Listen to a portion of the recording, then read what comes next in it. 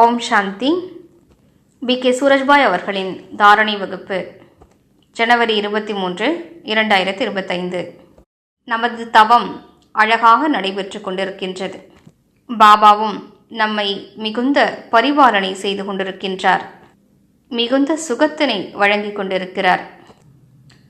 பிரம்மா பாபாவின் நினைவு நாளன்று பாபா நமக்கு நினைவுபடுத்தியிருந்தார், உங்களது ஒளியால் உலகே ஒளியூட்டப்படுகிறது. சிறிது காலத்தில் இந்த ஒளி எங்கிருந்து வருகிறது என்று உலகத்தவர் கண்டறிவார்கள் என்று கூறியிருந்தார். எனவே நாம் நமது மனநிலையை உயர்ந்ததாக ஆக்குவோம்.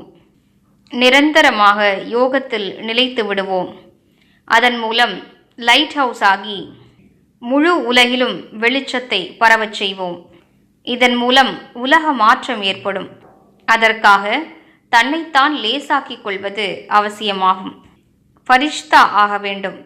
லேசாக இருப்பதற்காக சகஜமான யுக்தியை பாபா கூறியிருக்கின்றார். எனது கரம் பாபாவின் கரத்தில் இருக்கிறது. அவரே எனது பொறுப்பாளராவார். எனது அனைத்து சுமைகளையும் நீக்குவதற்காகவே அவர் வந்திருக்கின்றார். என்னை உயர்த்துவதற்காக அவர் வந்திருக்கின்றார். சுயராஜ்யத்தினை எனக்கு வழங்குவதற்காக வந்திருக்கின்றார். நான் இழந்த சக்திகளை மீட்டுக் கொடுப்பதற்காக வந்திருக்கின்றார். நமது வாழ்வினை அவரிடம் ஒப்படைத்து விடுவோம். பாபா, நாங்கள் உங்களுடையவர் என்று சமர்ப்பணம் செய்து விடுவோம். எங்களது அனைத்தும் உங்களுடையதாகும். மனமும் உங்களுடையது, புத்தியும் உங்களுடையது. இவ்வாறு நினைப்போமானால் மிகுந்த சுகம் கிடைக்கும். ஒரு பலவீனமான மனிதர் சக்தி வாய்ந்த ஒருவரது அடைக்கலத்தில் வந்துவிட்டால் எத்தனை பாதுகாப்பாக உணர்கின்றார். அவ்வாறே நாம் பாபாவின் சரணத்திற்கு செல்வோம். கவலையற்றவராக ஆகிவிடுவோம். பாபா, குழந்தைகளும் உங்களுடையவர்கள், அவர்களது பொறுப்பும் உங்களுடையதே ஆகும். இந்த சமர்ப்பண உணர்வு நம்மை கவலையற்றவராக ஆக்கிவிடும் மற்றும் உயர்ந்தவராக ஆக்கிவிடும்.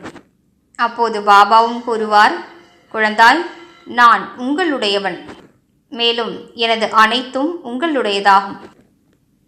வெறும் பேச்சளவிற்கு இல்லாமல் உண்மையான சமர்ப்பணம் இருக்குமென்றால் உங்களது குடும்பமும் சுகம் நிறைந்ததாக ஆகிவிடும். உங்களது குழந்தைகளும் சுகம் நிறைந்தவர்களாக ஆகிவிடுவார்கள். நல்லொழுக்கமுடையவர்களாக இருப்பார்கள். வாழ்க்கை தடைகள் மற்றும் பிரச்சனைகளிலிருந்து விடுபட்டதாக ஆகிவிடும்.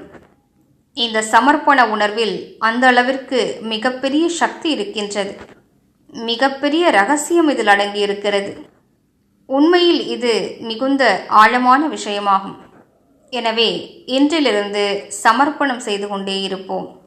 பாபா, இந்த மனமும் உங்களுடையது. இப்போது உங்களது எண்ணம் எதுவோ அதுவே எனது எண்ணமாகும். உங்களது விருப்பம் எதுவோ அதுவே எனது விருப்பமாகும். உங்களது விருப்பத்திற்கு மாறாக நாங்கள் எதுவும் செய்ய மாட்டோம். புத்தியும் உங்களுக்கு அர்ப்பணம். அகம்பாவத்திலிருந்து விடுபட்டு முற்றிலும் தெய்வீகமானதாக சுத்திகரிக்கப்பட்டதாக புத்தியினை மாற்றிவிடுவோம். நமது புத்தி தெளிவாகவும் சுத்தமாகவும் இல்லை என்றால் அதில் எவ்வாறு பகவான் வந்து வாசம் செய்வார்? எனவே புத்தியை சுத்திகரிப்போம். வீணான விஷயங்களால் புத்தியை நிரப்பியிருப்போமானால் பாபா வந்து நமது புத்தியில் அமரவே மாட்டார்.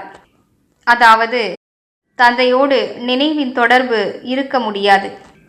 எனவே இந்த புத்தியினை முழுவதுமாக சமர்ப்பணம் செய்து சுத்திகரிப்போம்.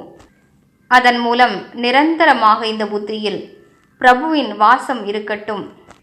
எனவே இன்று முழு நாளும் மிக அழகான தவம் செய்வோம். கல்ப மரத்திற்கு சகாஷ் கொடுத்து கொண்டே இருப்போம். நினைவு செய்வோம், நான் பூர்வீகமான ஆத்மா. நான் அனைவரையும் பரிபாலனை செய்ய வேண்டும்.